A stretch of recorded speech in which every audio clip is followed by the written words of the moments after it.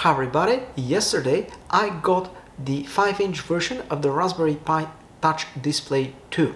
I bought it from Farnell and it's very similar to the 7-inch version which I covered in a previous video. However, today I want to show you the exact steps how to wire the 5-inch version of Raspberry Pi Touch Display 2 to Raspberry Pi 5 and how to get started with it using the Raspberry Pi OS. Let's start with the unboxing. The 5-inch version of the Raspberry Pi Touch Display 2 comes in this cardboard box. Inside we have the touch display, a power cable, a standard to standard ribbon cable, a standard to mini ribbon cable, and 8 screws with size M2.5. It works out of the box with Raspberry Pi OS, which includes all the touchscreen drivers with support for 5-finger touch and on-screen virtual keyboard.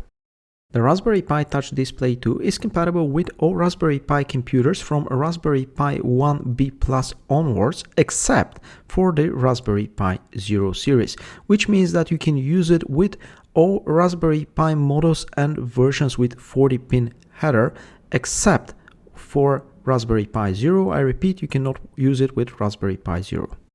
The kit comes with 2 ribbon cables. The standard to mini ribbon cable is for Raspberry Pi 5, and the standard to standard ribbon cable is intended to be used with Raspberry Pi 4 and older models. In this video tutorial, I'm going to show you how to connect the 5-inch version of the Raspberry Pi Touch Display 2 to Raspberry Pi 5, and because of this, we're gonna use the standard to mini ribbon cable. My setup also includes the official Raspberry Pi USB-C power supply, which is gonna be powering both the Raspberry Pi and the display. Before recording the video, I had prepared a micro SD card with Raspberry Pi OS, so I've just plugged it in to the Raspberry Pi 5. The first step is to connect the wider end of the cable to the display, as shown in the video.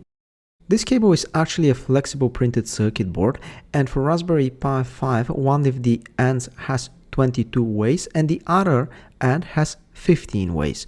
So in this case, we are plugging the 15-way end of the cable that goes into the Touch Display 2 connector. It's very important to note that the metal contacts of the cable are facing upwards away from the Touch Display 2. Here is a closer look. Please be very careful about this when you are wiring your display.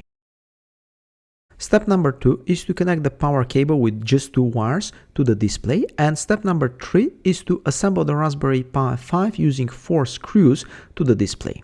The kit includes 8 screws in total with size M2.5, and in this case I'm going to use only 4 of these screws.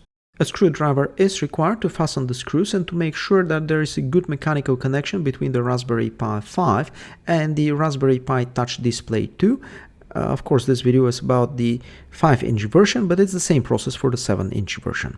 For convenience, I highly recommend you to position the Raspberry Pi 5 as shown in the video, which means that the USB connectors and the Ethernet port will not interfere with the cable that connects the display to the Raspberry Pi 5. Step number 4 is to connect the 22-way end of the cable to the Raspberry Pi 5. Please note that this is the smaller end of the cable. Raspberry Pi 5 offers a couple of DSI connectors for attaching either a camera or a display. Their white silkscreen labels CAM/DISP1 and 0 to each of the 2 connectors. I unlock the connector. After that, I place the flexible cable, and finally, simultaneously, I pushed down the retaining clips to the FCC connector to secure the cable in the Raspberry Pi 5. In this video, I'm using the connector marked with CAM/Display1, which is closer to the HDMI 1 port. Step number 5 is to connect the GPU power cable. Be careful with this step because it is a little bit tricky and you can easily make a mistake. The cable is connected to pin number 2 from the 40-pin header, which provides 5 volts, and to pin 6, which is for ground. Here is a closer look. The red wire goes to the pin for 5 volts and the black wire goes to ground. With this, I completed the assembly of the 5-inch version of my Raspberry Pi Touch Display 2 to Raspberry Pi 5. Now let's plug a USB-C cable to provide power and to turn on the Raspberry Pi 5 with Raspberry Pi OS from the micro SD card that I plugged into the single board computer at the beginning of the video. It takes a while to boot, but thanks to the magic of video editing, I will speed up this part of the video. As you can see, once Raspberry Pi OS boots, the display works in portrait mode and the touchscreen also works fine.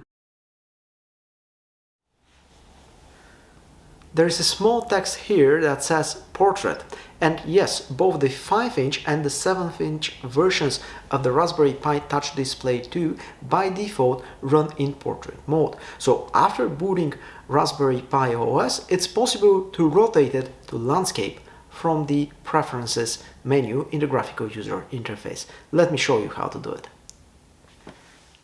In this case, I'm running the desktop version of Raspberry Pi OS, so I can tap on the Start menu and from Preferences go to Screen Configuration.